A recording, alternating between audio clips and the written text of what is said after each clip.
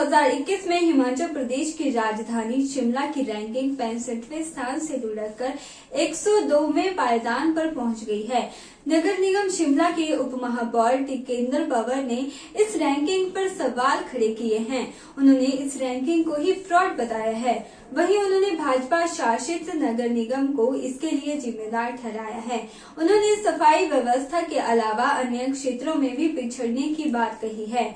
उन्होंने आरोप लगाया कि नगर निगम शहर के लोगों को बिजली, कूड़े, पानी जैसी मूलभूत सुविधाएं देने में भी असफल रही है।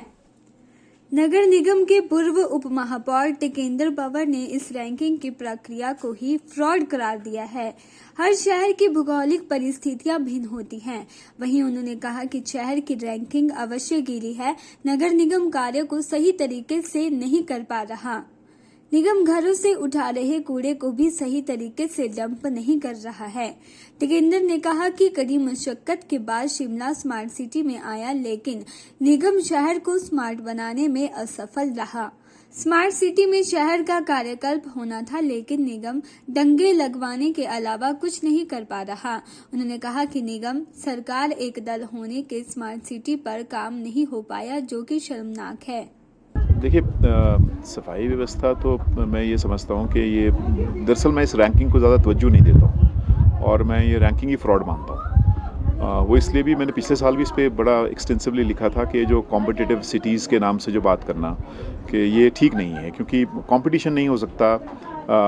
जिस तरह से ये शहरों को सिर्फ उसकी डेमोग्राफी के हिसाब से, मतलब पॉपुलेशन के हिसाब से चुन रहे हैं, वो सही नहीं है। लेकिन ये सब कहने के बावजूद भी अगर आप देखेंगे तो शिमला में डिटोरेशन तो डेफिनेटली हुआ। आप ये नहीं कह सकते कि क्योंकि ये जो रैंकिंग का सिस्टम फ्रॉड था इसलिए यहाँ कोई मतलब गिरावट नहीं हुई। गिरावट बहुत ज़्यादा हुई है, और गिरावट मुझे जो ज़्यादा लगती है वो ये है कि जो म्युनिसिपल कॉरपोरेशन है, जो इलेक्टेड बॉडी है, उसकी ओनरशिप शहर को लेकर कि वो शहर की उनकी जिम्मेवारी है, उससे उनकी जो ओनरशिप है वो बहुत ज़्यादा कम हो गई है। और वो हमें दिखता ही है कि मतलब जैसे शहर को मतलब ये समझना कि अपना शहर है और इसके लिए जो कार्य करना है, और वो हमें लगता है कि बहुत ही मतलब गिरावट हुई है उसमें।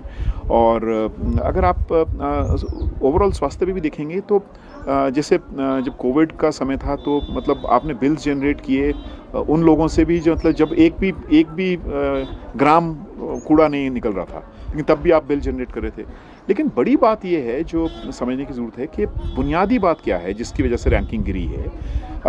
सिटीजन्स पार्टिसिपेशन को लेकर जो मैं इनके लिटरेचर देख रहा था कि लोगों को विश्वास ही नहीं है कि आप कुछ ठीक कर रहे हो। ये है जो सबसे बड़ी मार पड़ी है शिमला को कि और दूसरी बात अगर आप देखेंगे तो सेग्रीगेशन कहाँ हो रही है पूरे दुनिया में। अगर आप देखें वेस्ट की जो सेग्रीगेशन है वो होना ज़रूरी है। लोग अगर घर में उसको अलग अलग कर भी रहे हैं, लिक्विड वेस्ट और सॉलिड वेस्ट, उसके बावजूद वो मिक्स होकर जा रहा है। और उसके आप डंपिंग साइट देखेंगे तो वो पूरी लिशिएट है, मतलब पूरा वो काला पानी है जो निकल रहा है। अगर आप थोड़ा सा